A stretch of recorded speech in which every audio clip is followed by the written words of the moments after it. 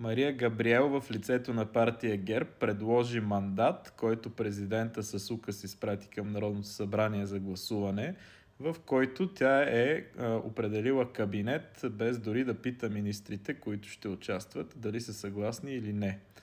Няма по-голям срам и по-голям цирк от това, което се случва в момента.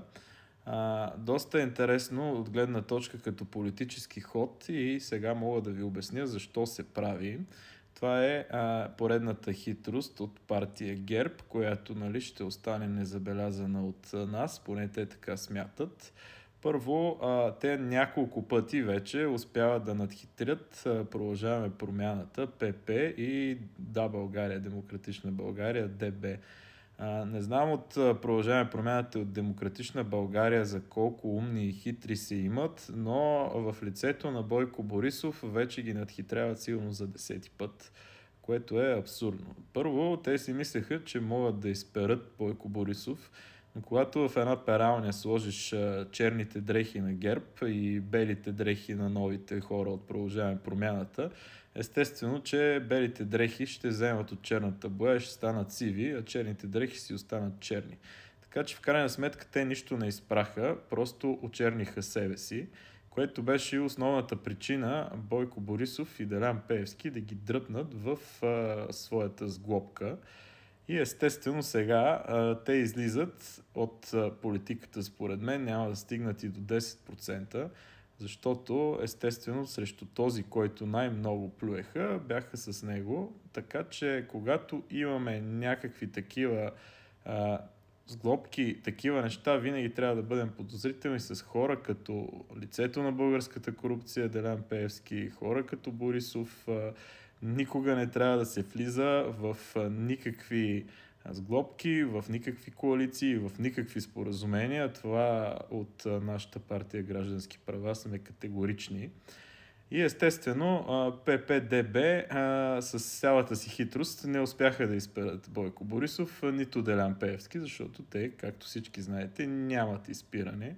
За мен това са хората, които провалят нашата държава вече повече от 12-15 години, може би.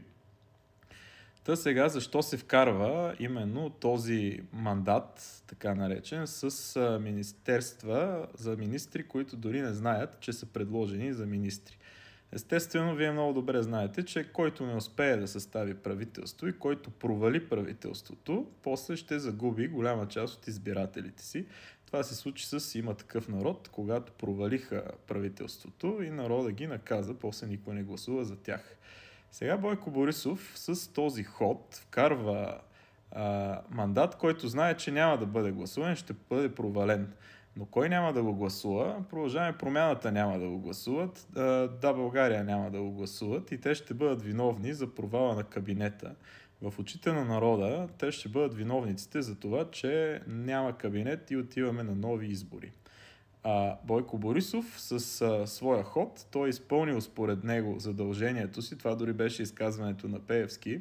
Бойко Борисов постъпи отговорно, партия ГЕРБ постъпи отговорно и Мария Габриел, като вкараха мандат. Колко е отговорно да вкараш мандат с хора, които не искат да са министри в този кабинет, без да ги питаш, е друг въпрос. Но както и да е, това е една поредна хитрост на господин Борисов, така наречената пожарникарска хитрост, според мен. Той вкарва мандат, без да пита никой и за него той си е изпълнил дълга към държавата, за да няма нови избори.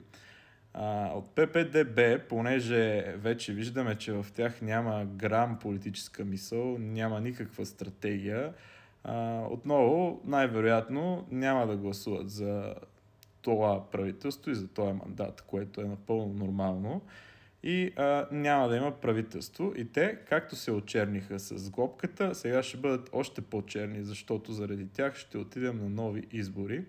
И трябва да си замислите кой печели от цялата тази работа. Естествено, че политическа партия ГЕРБ. Така че именно заради това си прави този фарс и този цирк, но наистина е срамно. Не сме гласували на избори за това нещо, никой не е гласувал за това нещо. Ако знаехме, че така ще стане, никога нямаше да гласуваме за такива хора, нито за Продължаваме промяната някой би гласувал в момента. Според мен, нито един българин, нито един глас Нито за Продължаваме промяната, нито за ГЕРБ, нито за Пеевски, нито за нито една партия, която в момента е в управлението. Призовавам ви, гласувайте за нови партии. Не само, че нашата партия Граждански права е нова, има и други партии, за които може да гласувате. Партии, които не са били в управлението. Най-различни са в момента в България. Има много различни формирования, който ви харесва, който ви допада като идеи.